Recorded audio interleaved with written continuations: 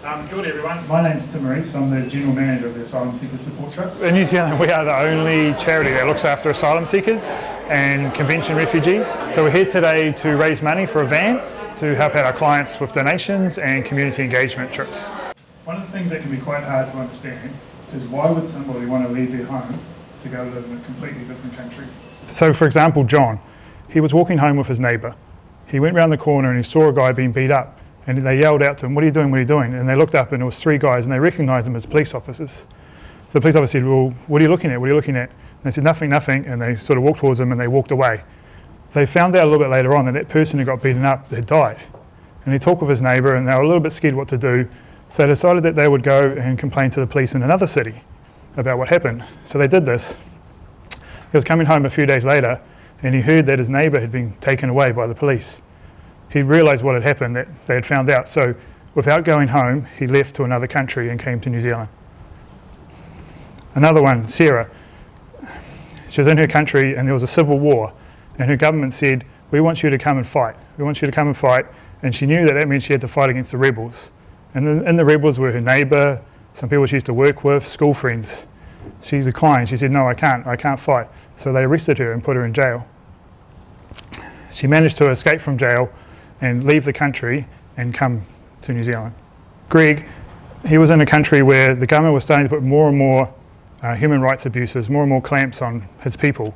So he went to an anti-government protest, and unfortunately someone took a photo and put it on Facebook. So they found out about him.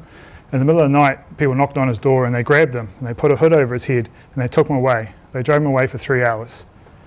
He didn't know what was going to happen. When he was there in a police cell, he was getting beaten. His wife didn't know what had happened, but she bribed some people and found out that he'd been taken away, and she bribed some more people and managed to get him out of prison, and then they also escaped and came to New Zealand. These are the sort of people that we deal with every day. So what we do at the Asylum Seekers Support Trust is we offer practical support for people seeking asylum in New Zealand and spontaneous refugees, the ones who are granted asylum, who are successful in claims. We offer accommodation, so we have a hostel, 16-bed hostel that people sleep in. We have 3 units that house families. We offer food, clothing, practical support with work and income, with getting bank accounts, enrolling in school, getting doctor support, these sorts of things. Not a lot of people understand exactly what an asylum seeker is. So an asylum seeker is somebody who has to be in the country, so somebody comes to New Zealand and says that they're afraid to go home. They're scared of going home. There's injustice at home, something bad's going to happen to them if they go home. This is slightly different than what most people understand a refugee to be, which is what we call quota refugees. So they're the people that the government says at the moment it's 1,000, next year go at 1,500.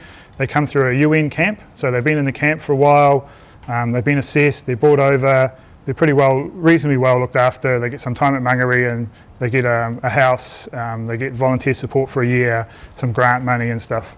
Whereas asylum seekers are people who have arrived in New Zealand and they say, "I can't go home," so they don't have a whole lot of support. Some asylum seekers don't get any support at all, so that means they get no work rights, they have no visa, which means they can claim no support. So they're here in the country waiting for their claim to be assessed or living on $0, and they rely on charity organisations like ourselves. We've got we had 2 people at a hostel, one just left, who've been here 4 years without any visa or any support. Now, when they come here to claim asylum, there's kind of 2 different pathways it can go through. One is you claim asylum at the border, so you tell the airport people about it, or you come through the border and then claim asylum at the refugee status branch, which is just down off Queen Street.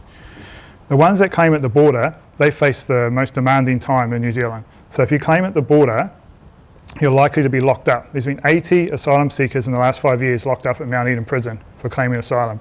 Claiming asylum is not illegal. The reason they get locked up is they often arrive on false papers. And people go, why would they come on a false paper? Like, this sounds wrong, right? They have no choice. If you refuse to fight for the Syrian government, they take away your passport. The only way you can possibly get here is to use false papers. If you are from the Middle East or Africa and you go to the New Zealand Embassy and apply for a tourist visa to come here, it's going to be very difficult for it to happen. It's more likely to be declined. So the only way to get here is to come on false papers. Detention at Mount Eden prison is very difficult. They're not treated any differently than any other criminal. So corrections treat them all the same. 2 to a cell, we're talking gang members. These people arrive, they have little to no English sometimes. They've never experienced prison before. They don't know how to act in prison.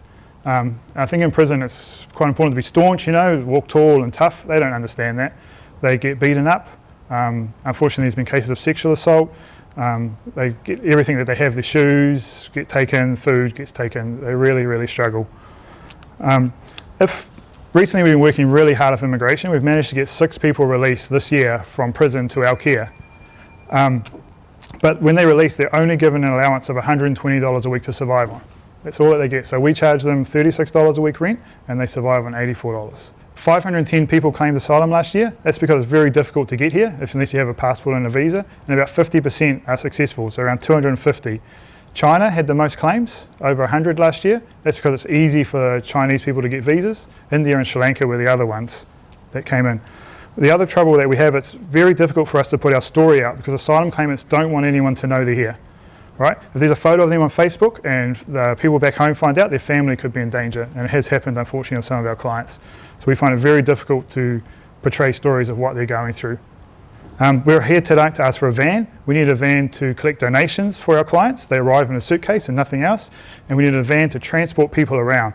So we do engagements, we go to the parks, we go for walks, and without that van we're unable to transport. We have our vehicles which we can transport 4 people, so we're asking for a van. It's $21,000 for the van we need. Any money at all that we can raise tonight would be very grateful. Thank you.